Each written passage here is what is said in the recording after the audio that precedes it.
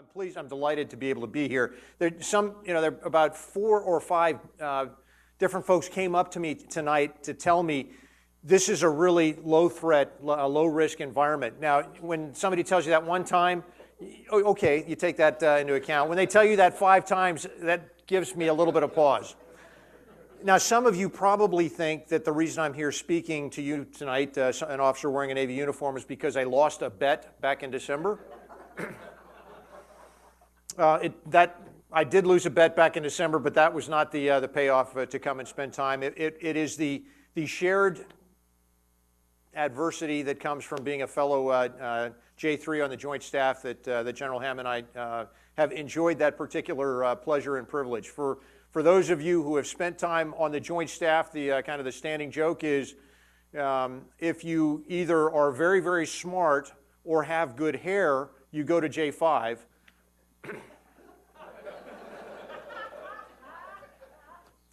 If you're into just rolling up your sleeves and getting her done, then you wind up on the J3 staff, and I'm extraordinarily proud of the opportunity to have served with some of the absolutely finest men and women across all of the branches of the armed forces and the civilian community working in J3 on the Joint Staff. But boy, I'd say it's great to be down in Miami right now.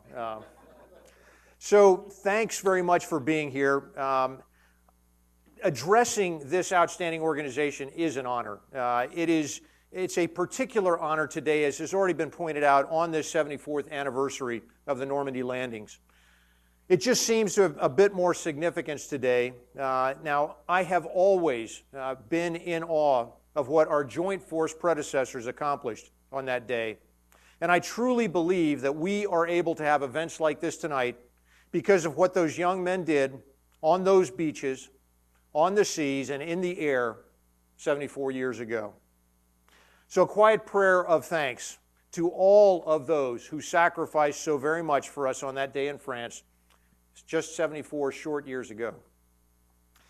Now, I'm told we've got about an hour set aside, so what I prefer to do is spend my time talking with you in a conversation rather than at you.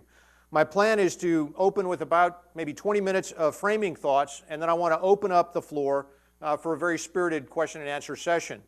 Now, my remarks will mostly focus on how we see the strategic environment in U.S. Southern Command, but please, during the Q&A, feel absolutely free.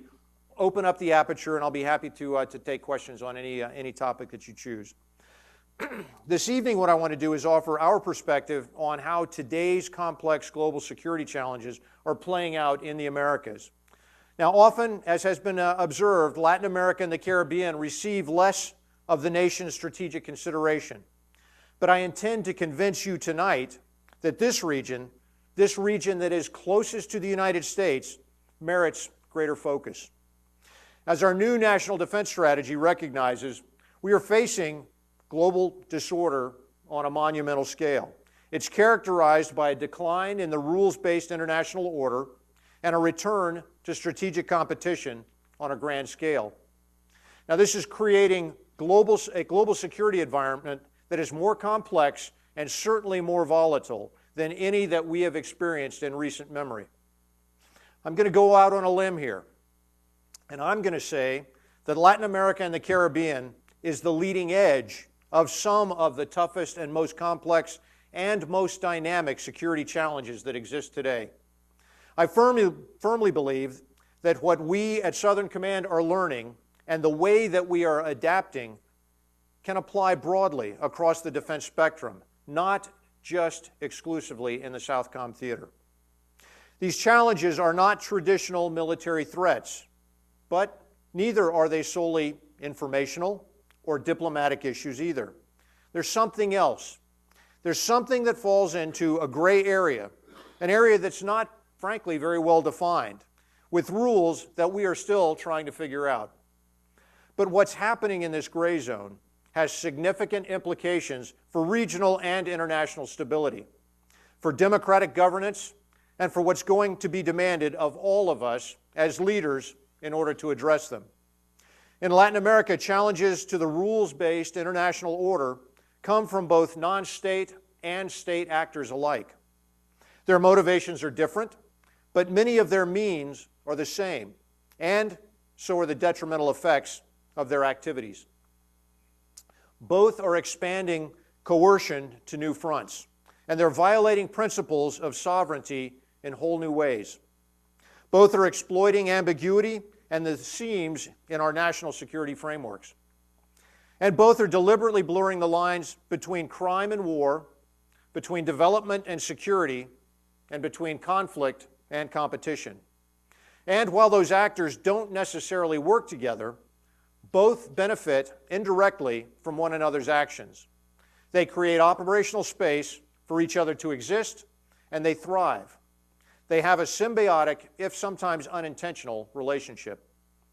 But the real challenge posed by these actors lies not in the products that they are moving or the influence that they seek to gain. The real challenge lies in the interrelated effects that they're having on the broader security environment. Now, we should all care about these effects. They matter because they corrode our partners from within, undermining their sovereignty and making them more susceptible to a range of other threats. In some cases, they reduce Latin America's potential to contribute to regional and international security.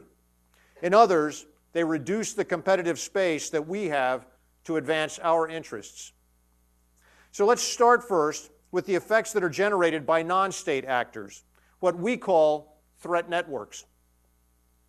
We started using this term in order to encompass a whole range of bad actors: terrorist supporters and sympathizers, drug traffickers, arms dealers, human smugglers, money launderers, and even illicit good peddlers. These groups are borderless.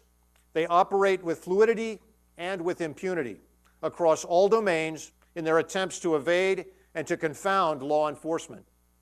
They work in the margins, intimidating or buying off the support of civilian populations, coercing, corrupting, and controlling politicians, making criminal partnerships with security forces, or using institutions to camouflage their objectives. In many cases, they co-opt local governments by offering the population employment, social services, and protection. And thanks to the enormous profit margins, they possess capabilities and resources that far outmatch local law enforcement. Military-grade weapons, rocket-propelled grenades, armored vehicles, the latest in GPS technology to track their illegal shipments, sophisticated smuggling tunnels, semi-submersible submarines, you name it, they likely have it. And they are more than willing to use it, not just to move illicit products, but to attack, to intimidate, and to kill. Latin American governments may be at peace with each other, but thanks in part to these threat networks, we live in the most violent region in the world. Since the year 2000, this region has experienced more than 2.5 million homicides. Every 15 minutes, a young Latin American is murdered. At least 1/3 of all Central and South Americans know someone who has been shot dead in the past 12 months. Now, these statistics are chilling, but all the more so for the deeper issues that they reveal. As they pursue those incredible illicit profits, what these threat networks are really engaged in is an assault on the rule of law and everything that it stands for. Now, take a look at some of the images behind me on this screen. These are not scenes from Syria or Iraq. What you're looking at are recent examples of what partners like Colombia, Brazil, and El Salvador are up against in this region. Retaliatory car bombs detonating outside police headquarters, turf battles that turn into citywide shootouts between criminal groups vying for control of the cocaine trade. Insecurity so rampant, the military has to be brought in to try and regain order. Now, let me be clear. This is not a Latin American problem, and I'm not singling out any of our partners. I could just as easily put up a picture of Baltimore, Chicago, or Los Angeles. We're dealing with this challenge too, perhaps on a different scale today, but we're dealing with it in some of our largest cities. MS-13 and Barrio 18 were born in Los Angeles. Affiliates of Mexican cartels run distribution hubs from Chicago, Miami, and Baltimore. And criminal networks fight fierce turf battles here too. Ultimately, it doesn't matter which country this is taking place in, because the truth is, in some form or another, it's taking place in every country. All over the world, we're seeing elements of a broader system of violence, alternative order, and criminality. Now, as I mentioned, this system exists in parallel with and occasionally overlaps the legitimate Westphalian-based state system. It ignores borders and established governmental mechanisms. It exploits its existence and its gaps, while also reaping the benefits of a globalized and integrated world. Its purpose typically isn't to overturn or to replace legitimate governments. Instead, it corrodes governments from within, weakening them just enough to carve out areas of impunity in which it's easy for them to do their business. Now, the cumulative effects of their activities eat away at core democratic values like the rule of law, which erodes citizens' faith in democracy, especially in countries with the highest levels of criminal violence. Widespread corruption and insecurity in turn drain precious financial resources away from the state, making it even harder to address more entrenched developmental challenges and achieve lasting economic prosperity, and thus providing fertile ground not just for threat networks to proliferate, but also an opening for state actors like Russia and China to exploit, which they do all across this globe and increasingly right here in our hemisphere. Now, when people hear the words increased competition by Russia and China, they immediately think about what's going on in Europe or in Asia. And that's understandable. But as we have said, these are global actors with global ambitions, and those ambitions explicitly include Latin America. The region is key terrain in Russia and China's global campaigns. Now, wherever they operate, Russia and China are attempting to extend their influence and to undermine that same rules-based system from within, exploiting its benefits while undercutting its principles. Latin America, the region closest to the United States in geography and in cultural history, is on the very front line of those efforts. Russia's increased role in the Western Hemisphere is alarming, given its intelligence and cyber capabilities, its proven interference in multiple elections, and global intent to upend the international order, to disrupt regional politics, and to discredit democratic institutions. Russia continues to sell arms and provide financial lifelines to unfriendly regimes who do not share or respect democratic values. Russian propaganda platforms have significant presence in this hemisphere, and they sow discontent and they chip away at the region's confidence in the United States. As for China, their economic engagement offers the appearance of an attractive path to development. But this engagement comes at a price. The Chinese model extracts natural resources in order to feed its own economy, often with very little regard for environmental laws, fair trade practices, or a respect for human rights. China's efforts provide almost nothing long-term for the countries in which it makes these seemingly too good to be true economic deals. China is using economic statecraft and more unscrupulous means like bribes in order to pull Latin America into its orbit, as part of their intent to reshape the international system in its favor and to whittle away at the United States' influence in the region. Now, that has significant strategic implications because the international system is founded on principles like rule of law, the protection of human rights, and the right to free and fair elections. That international system is comprised of nations who value equal partnerships and who cooperate freely with one another without coercion. Russia and China in particular have a decidedly mixed track record when it comes to respecting those principles. Now, like threat networks, neither are directly or overtly threatening to destroy this rules-based system. They're engaged in something that's far more complicated, more opaque, something in that gray zone that I talked about earlier. It's hard to see, and it's even harder to define. They're undermining the system from within, exploiting its benefits while undercutting its principles. Today, more than ever, future conflicts will be a complex struggle in that gray zone.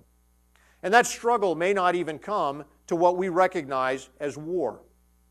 Or it may not resemble it in the way that we expect, based on our careful study of history and military theory. And it doesn't matter if it's taking place in the violent slums of urban cities, or in the voting chambers of international bodies, or even in the cybersphere. Make no mistake, this is a struggle for the future of the world as we know it, the system that sustains it, and the principles that uphold it. So what does that mean for all of us? Well, for one thing, it means we have to become far more adept at operating in that gray zone, and in understanding and recognizing how security threats may disguise themselves in forms that we don't expect, or manifest themselves, often deliberately, in ways that don't seem malign, at least not on the surface. The United States faces state and non-state competitors who employ a wide range of political, informational, military, and economic measures to influence, to coerce, intimidate, and to undermine U.S. interests or those of our friends and allies. Now, this extends rather than replaces traditional conflict. Some call it hybrid warfare, but I would argue that it's just the latest evolution of warfare. I think this is important for us to understand for two very specific reasons. First is the way that we need to think about future fights. After almost 2 decades of fighting terrorists and insurgents in other countries, the U.S. is beginning to focus again on the very real potential of high-end state-on-state conflict. I believe that this is supremely important, but everyone should remember this gray zone, that the gray zone tools and approaches will exist before, during, and after any major war. It doesn't exist solely outside of the big fighting battles. And if you think that this gray zone stuff is hard, wait until it's combined with a multi-domain conventional fight. This will be complexity on a scale that we have not imagined. It will be global, multi-domain, multifunctional fight that is not the traditional military-on-military war that we prepare for with our war games and in our plans. Now, the second important point is the way that we think about ourselves, the way that we prepare ourselves, what we think about and how we think. The U.S. has always been about technology. In short, engineering over humanities. As a humanities undergrad with a master's in political science, I've always had a little bit of a bone to pick with that mindset. Now, don't get me wrong. We must understand technology, and more importantly, how to integrate it into our national security tools. But that isn't sufficient. We must be far more. And while technology is important, it's not going to be the panacea to this kind of fight that we face. The age-old maxim from Sun Tzu still holds true. We must know our adversaries as we know ourselves. The concept of understanding the other, our understanding of what matters to people and to nations, may be what matters the most. So to succeed in this gray zone and in future warfare, we must all have at least a basic grounding in history, in culture, in economics, and in the human and cognitive domains. Understanding and leveraging these areas may matter as much as technological superiority, as we've clearly seen over the past 2 decades of war. Now, all of this means we have to think bigger than we are today. The security challenge that we face in today's complex world can't be solved alone. They require joint, interagency, intergovernmental, and multinational cooperation.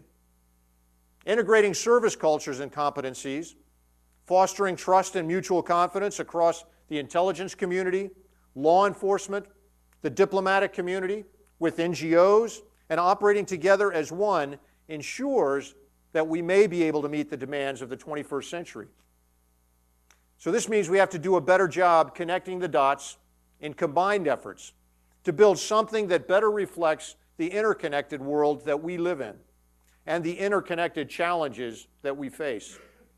It's a choice, really, between the past and the future, between approaches that were built for a different era, for a fundamentally different problem set, or embracing something new, if we are going to protect something enduring. So we can stay in the past, or we can change. We can adapt, or we can build connections across services, agencies, and borders. So much depends on how and when we make that choice. I hope let's choose wisely. And so with that, happy to take your questions on this or any other topic you'd be interested in asking about.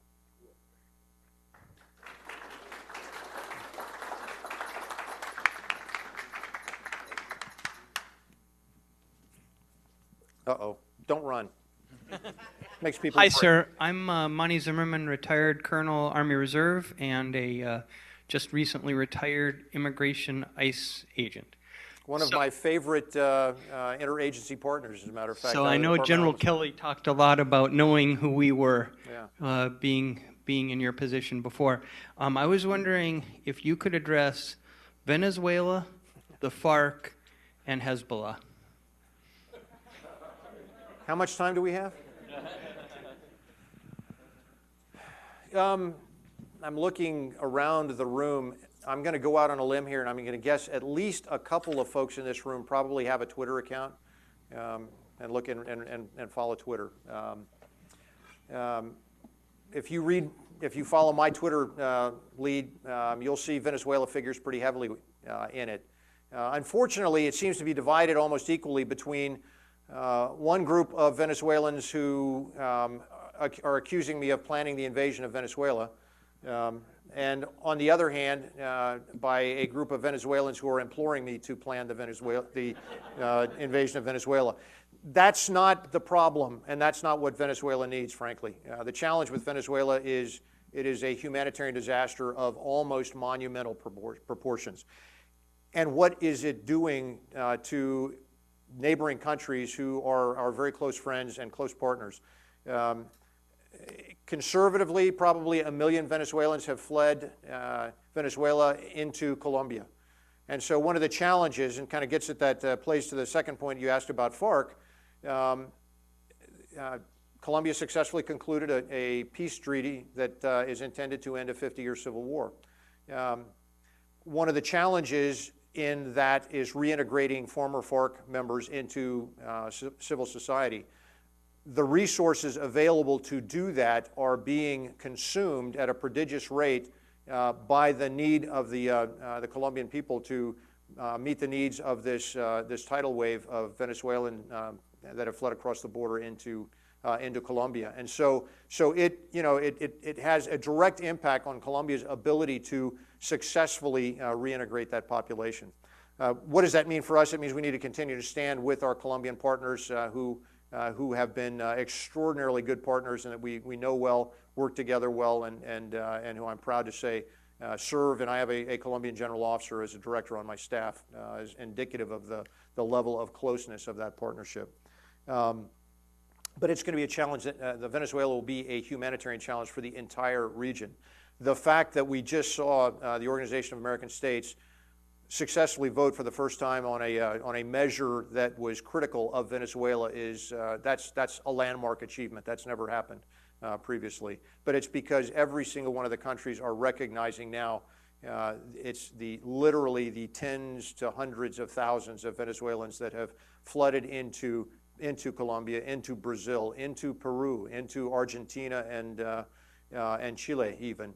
But it also, in much smaller numbers, is having a dramatic impact on the island nations, Curacao, Trinidad and Tobago, even Barbados. And so small numbers, but those small numbers have enormous impact on the ability of the countries to meet the needs of these desperately poor, impoverished people that have lost everything. So the region is working, and the region will have to come up with a regional solution to Venezuela. Venezuela, FARC, Hezbollah. Okay. You know, the interesting thing is we have been paying very close attention, and when we identified initially under the NMS the 4+1, you know, that was China, Russia, Iran, North Korea, and violent extremist Sunni extremism. You know, we pointed out that, okay, let's see, looking around the Latin America and Caribbean theater, Russia, check. China, check. They're here. Iran, oh yeah, Hezbollah has been here for a long time. In fact, Hezbollah has been directly implicated in some terrorist attacks back in the 90s in Argentina. And as we like to point out, with all of the, you know, kind of the pyrotechnics over deciding who was the B team, folks lost sight who the A team was, that in terms of terrorist movements, and that was Hezbollah. And so they continue to pose a very serious force in being. You know, now, what is Hezbollah engaged in this theater? It's largely engaged in large-scale criminal activity in order to fund their terrorist activities in other parts of the world.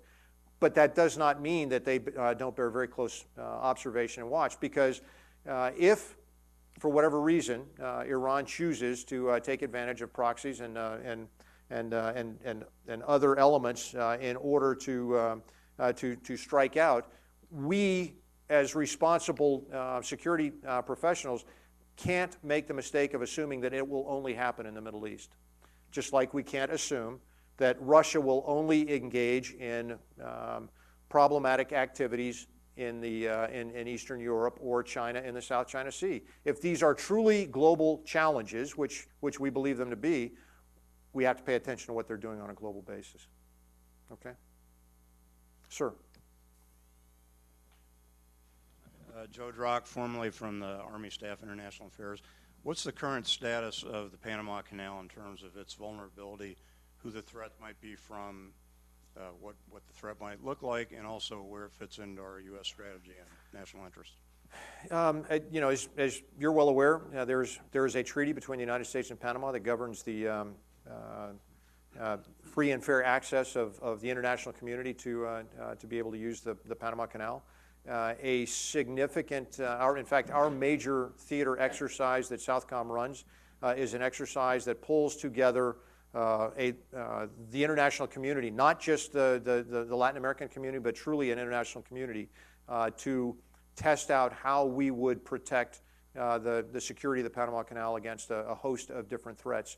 We're getting ready, the Panamax exercise, getting ready to run it in August, and for the third consecutive year, all of the functional component commanders are led by partner nations, and that have rotated quite frequently among our very, very capable partner nations. And the Deputy Joint Task Force Commander is also a partner nation. So that has been going on for a number of years, and it represents not just the recognition on the part of the international community of the importance that the Panama Canal plays, but their willingness to actually do something about it and to come together and to work together in an effective coalition environment to be able to deal with that challenge. So it's something that we take very seriously. In the back. Sir, Colonel retired Mike Gonzalez. I used to be the chairman of the Department of Strategy at the Army War College. I'm in trouble now. No, with the current shift in the political sphere in certain countries in Latin America, like Argentina, Peru, Ecuador, and other places, what do you consider your priorities to be in terms of capacity building for our allies? It's finding the ways to be able to meet each other as equal partners. It is, and that's the relationship that we enjoy is a partnership among equals. I would point out that thanks in large part to a very, very, very small investment that was made in some cases decades ago in a program that frankly is not even part of the Department of Defense budget. It's part of the State Department budget in international military education and training. That has created connections, contacts, friends that have profound understanding of who we really are, as opposed to what they see in their their local press or what they see in movies coming out of the United States. And they understand who we really are, the principles that we truly represent, and they are able to recognize the opportunities that exist with working together with us. So, it's not at all uncommon when when the political situation in a country changes. And look, let's be honest. I mean, there are going to be ebbs and flows in political and diplomatic relationships over the years. That's normal. But if we create the opportunities for military-to-military contacts to exist for young captains from throughout this region and majors to come and attend our Ranger School and to go through our Q course and to attend our war colleges and other service schools, that creates a fundamental linkage that an understanding of who we are, how we do business, what we really are like, and what we really believe, that it serves as kind of a buffer over those inevitable ebbs and flows in political changes. And so, we found that a country that perhaps we had been somewhat estranged from diplomatically for as much as a decade, the leadership of the military services, every single one of the members had trained in the United States, knew who we are, had studied here under the International Military Education and Training Program, and the very first thing they did when they were given the political opportunity they reached out and they said, we've lost a decade's worth of connective tissue. How can we regain that as rapidly as possible? So they recognize the value. Now, let's think about that. That's a return on an investment that was made 2 decades ago. And if you ask me to tell you on a year in, year out, or a quarter-by-quarter basis, what's the return on an investment on a very, very small program that is part of the State Department budget, I'd say it's pretty damn important. And if that doesn't argue for us continuing those kinds of connections, because it creates true partnerships of equals, and that's what this hemisphere is blessed with. Yes, sir. Sir, excellent presentation. George Nicholson, the Global Special Operations Forces Foundation. Now, 3 days ago, we had a session over at CSIS with 3 Marine Corps 3-star generals talking about the future of the Marines. And they were talking about the increasing need to focus on the high intensity. But they brought up the Special Purpose MAG task forces. Of course, one of the ones that's been extremely successful is the one that was set up after Benghazi, operating out of Morone. I think General Waldheiser will say that's critical for what he's doing. And the second one that was set up was the one that's supporting CENTCOM under General Votel. And the third one, a lot smaller, is the one that you've got at Soto Cano. But they were saying, as we look at this, for additional resources, we may have to look at drawing those down. What do you see as the value of that Special Purpose MAG task force, and also the value of what SOF's doing for you in theater? Okay, that's easy. My principal force provider are 2 fairly non-traditional force providers when you think about it. Probably 70% of the maneuver force available to us in U.S. Southern Command is provided by General Tony Thomas in U.S. Special Operations Command. That's just a fact. Now, it's not the door kickers.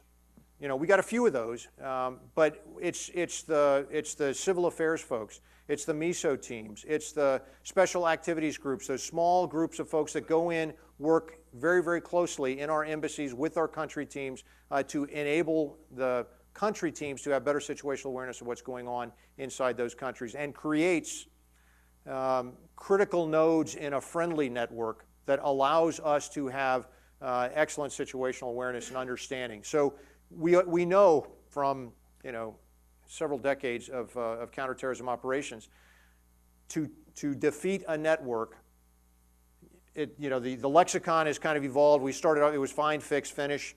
Then it's sort of evolved to detect, illuminate, and disrupt. So how do we do that, and how does U.S. Southern Command play in that role? And why is it important for us to stop talking about commodities and focus our attention on the true threat, which are the threat networks themselves? We understand when we focused on commodities, that pitted us in competition with the law enforcement community, who frankly viewed in the counter-drug world that was their mission space, and they saw that they viewed that what we were doing was competing. when we talk about countering threat networks and we look at detect, illuminate, and disrupt, we recognize, particularly in this hemisphere, the disruption piece almost always, and desirably so, almost always will be a law enforcement, a judicial in-state. Ideally, it'll be a partner nation law enforcement in-game. It might be a partner nation military who's backstopping their law enforcement because their law enforcement doesn't have the capacity or the capability. Or it might be U.S. federal law enforcement agencies that have the authorities, DEA, FBI, Treasury, others that have the authorities to be able to do that. The challenge is you're never going to defeat it if you haven't first detected it and illuminated it. And what does the military have capacity that we can contribute to this effort? We're pretty good at detection, particularly detecting networks. We've got tools, we've got capability.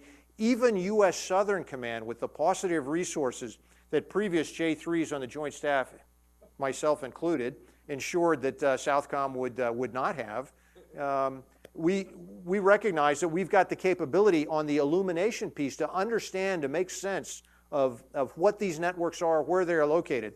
The trick has always been, how do we effectively pass that information on to our partners in the intelligence community and the law enforcement community and others? Because in the past, when we were viewed as being in competition with each other, that friction prevented us from as effectively challenging these threat networks as we could.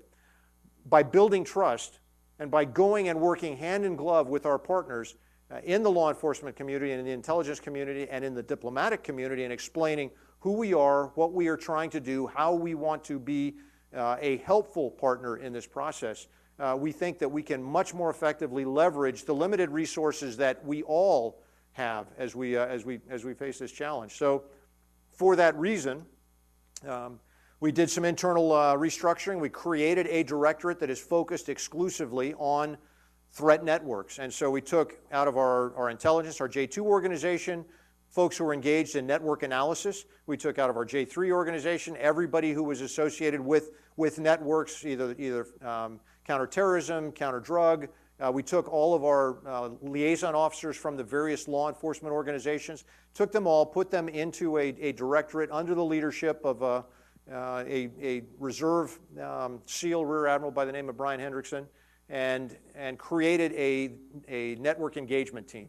And the purpose of that team is to make sure that we have a center of gravity within the headquarters that stays focused on our main line of effort, which is countering threat networks. And I'm agnostic at what nefarious activity that network might be engaged in, because at the end of the day, it doesn't matter. You know, if we could wave a magic wand and make cocaine disappear overnight, those threat networks would still be there, and they would simply shift to another illicit activity that made as much money as they could possibly make in order to enjoy the money, power, prestige, whatever it is that their objectives are. So we have to figure out and focus our efforts on countering those networks, and not measuring how many kilos of cocaine did we interdict this week, this month, this year, because that's you're chasing, I think, a very, very, very tough problem. And as was finally, after a lot of hard work and difficult combat operations, we recognize we're not going to kill our way out of an insurgency.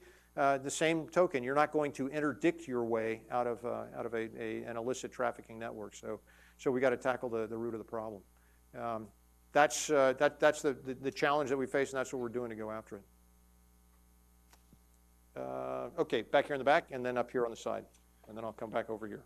Sir, Tom Spohr, Heritage Foundation retired Army officer. I want to take you up on your offer to go completely out of the Southcom AOR, and that is to talk. I looked in your biography, and you apparently have a huge amount of experience in the surface warfare community.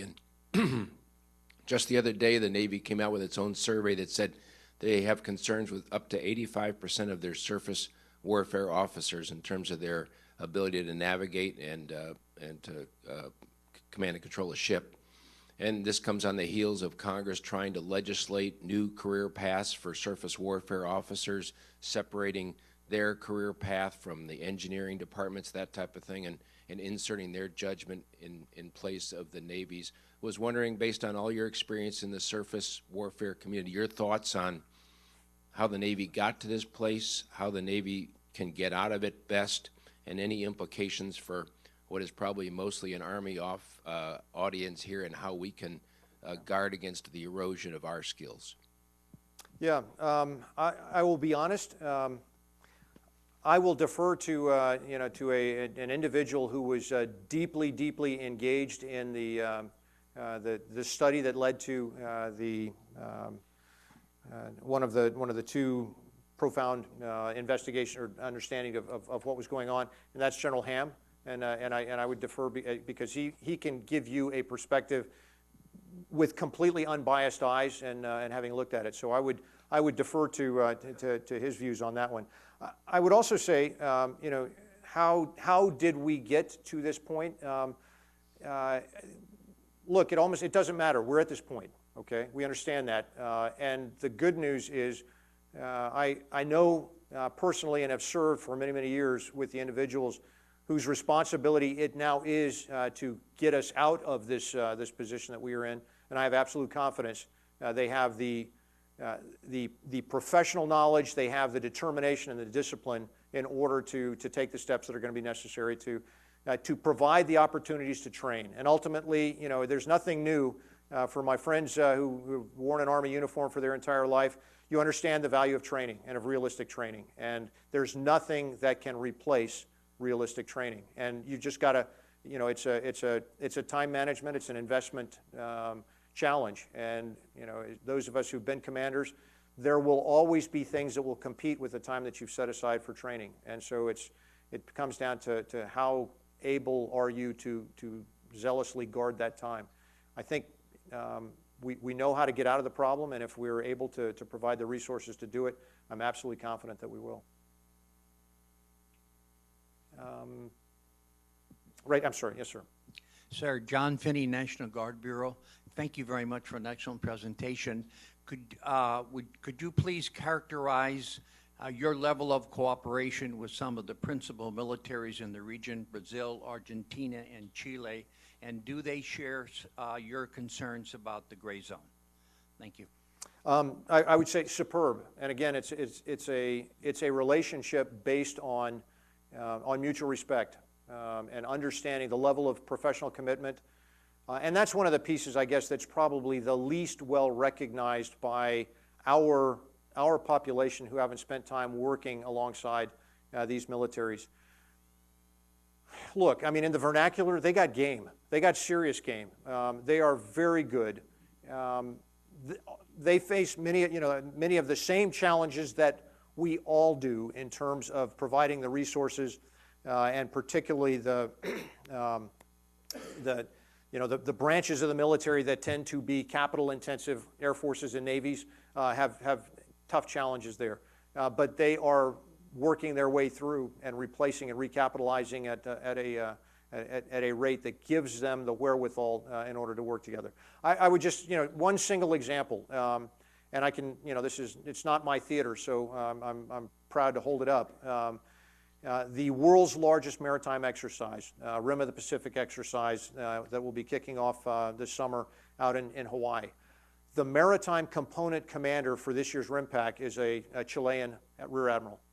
That's the level of professionalism and professional esteem that exists. But I would tell you, for 3 years in a row, having observed the quality of the special operations forces of the militaries of the region.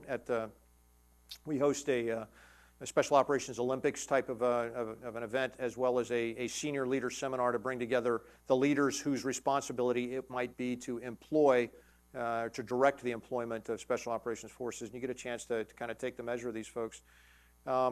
Look, we have found that the countries that we have been working with most closely and that we have spent literally decades training with, that's who's winning the competition every year. And it's impressive to see. It validates the level of training that goes in, and their capability is terrific. But I could make the same case. The interaction of the air forces of the region. Now, again, this is not a region that is dealing with high-end technical, fighter threats and those sorts of things. But when about 2 years ago now, the earthquake in Ecuador led to an awful lot of devastation. The Air Forces all got together, and all of those that were flying C-130s all contributed, C-130s, and kind of self-organized a relief effort in order to help out. We saw a similar event with the floods that took place last year, or year before last, in Peru, with this kind of humanitarian relief activities and operations.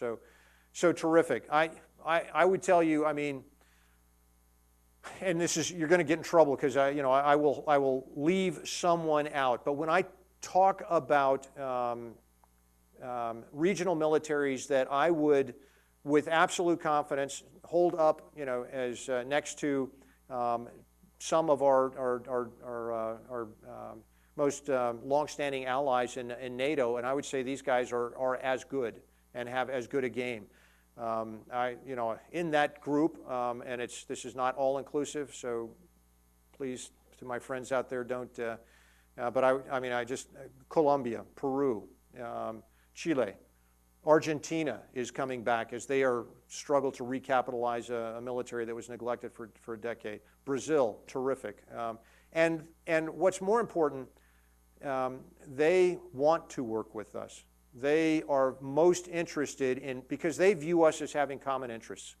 That's what makes it so difficult and so important to try to counter this narrative that because of absolutely understandable reasons that have forced us to send forces to other theaters to deal with other types of crises, that we have had to draw down and reduce our presence and participation in certain exercises that have been in long-standing exercises in this region.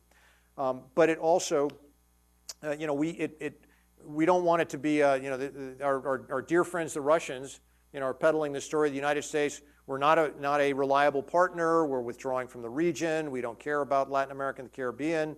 And when the things that we are having to do because of higher priority commitments in other parts of the world feed that narrative, it's a tough one to counter. But I can tell you, every single one of these militaries, when we sit down, when we talk, they don't want to be like the Russians. They don't want to buy Russian stuff, although they make it awfully darn hard to ignore, because ultimately they got a limited budget and they're going to have to buy something. And so there is a competition for influence. That competition for influence is very active, it's very aggressive, and the only way that we can lose that competition is by not showing up. And I will tell you, and just as an aside, thank goodness for the National Guard. If it were not for the State Partner Program that allows us to provide a sustained commitment of National Guardsmen and women downrange, maintaining those relationships, I would be stuck. I mean, I would absolutely be stuck. So, my very best friend is Joe Langell when it comes to people who look out for us and provide us resources. I said that there were two kind of non-traditional force providers. I mentioned the Special Operations Community. I mentioned the National Guard Bureau. The third one, my maritime force, it's all white hulls and orange stripes, and it's the United States Coast Guard. And that's what makes up the lion's share of the afloat forces that we have available to us down there. And I'm okay with that because they're terrific. They're great partners, and I'm forever in their debt for the great work that they do. And there is no gap at all between the way that we see the challenges and the work that we do side by side. Yes, sir. I'm going to assert my privilege as to ask the last question. Okay. I'm going to stick around a little bit just to answer any 1v1s. Thank you for that, and thanks for a great discussion. Could you talk just a little bit about what you see as the future of Guantanamo, and more broadly, is there anything in the relationship with Cuba that we might look forward to in the coming year? The naval station at Guantanamo Bay is a lovely place. The first time I was there was in 1979, and keep going back. It is, look, two separate aspects here. Let me talk first. The strategic value and importance of this naval station at Guantanamo Bay. It is a vital strategic resource. It is the only base that we have to be able to support humanitarian assistance, disaster response operations in the Caribbean. We don't have, we closed everything down that we had in Puerto Rico at Roosevelt Roads and Vieques. All that is gone. So, the response, the humanitarian response that we organized in 2010 for the Haiti earthquake would have been impossible without the ability to use Guantanamo Bay as an intermediate staging base. Same story year before last with Hurricane Matthew when it hit Haiti. Couldn't have done it without Guantanamo Bay. So it serves as a critical staging base for Coast Guard cutters conducting both counter-drug and counter-migrant operations in the Caribbean basin. They are based and receive logistic support out of Guantanamo Bay. And in the event, for whatever reason, and you can pick almost any scenario, we were to have another large-scale mass migration, if policymakers choose that the option of not bringing those migrants into the United States, the only option that we've got is the ability to use the land at Naval Station Guantanamo Bay. So that's reason enough in anybody's book to ensure that whatever we do, we make sure we understand the vital strategic nature of that facility. Detention operations, look, that's a policy decision. And our mission in the military is for however long the decision is made that we will continue to detain individuals taken off the field of battle in this war that we've been engaged in now for over a decade and a half. The men and women who are there will continue to conduct that mission with absolute discipline and professionalism. And the only thing I ever ask in my encounters on the Hill is that until we make a decision to do otherwise, that we adequately resource the facilities that were there, that were originally built as temporary, that we ensure the men and women who are charged with that mission have the resources they need to do that job. And then I also ask our leaders to continue to take the opportunity to thank those men and women. Because, look, those soldiers that are working there, they're in the war. They're in the fight. They are in the fight every bit as much as the men and women who are in Iraq or Afghanistan or any place else. It's a very different method of conducting the fight, but that war goes on inside the wire every single day.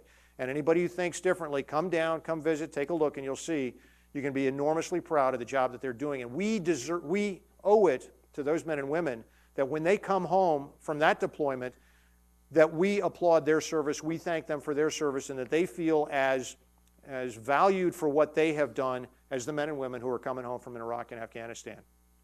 Because, there's people say Guantanamo Bay or they say Gitmo, and that's where they deployed to. And oftentimes those soldiers don't get the credit, they don't get the recognition and the respect that they deserve. So I would your organization, I would ask for your help in ensuring that they are viewed as every bit the same patriots that are doing a tough job. There's not a single one of them who stood up and said, yeah, I want to deploy to Guantanamo Bay. Like everyone else, they follow the orders, they go where they're sent, and they do a commendable job. And so that's probably the one place that at the end of my tour, my commitment is that I visit Guantanamo Bay more than any other single place within the theater, because I'm so proud of the work that they're doing, and it's tough work. So thanks for the opportunity to sing their praises.